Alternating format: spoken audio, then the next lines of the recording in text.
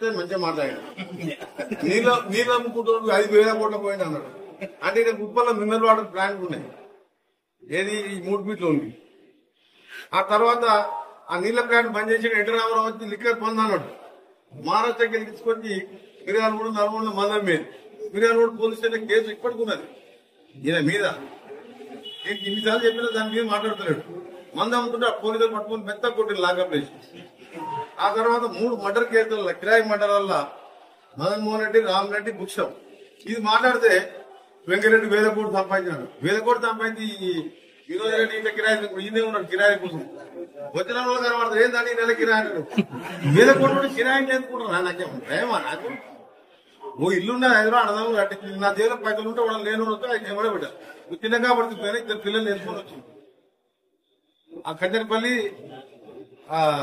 భర్త చనిపోయింది, మధుమోహన్ రెడ్డి సార్ చనిపోయినప్పుడు వచ్చినాం.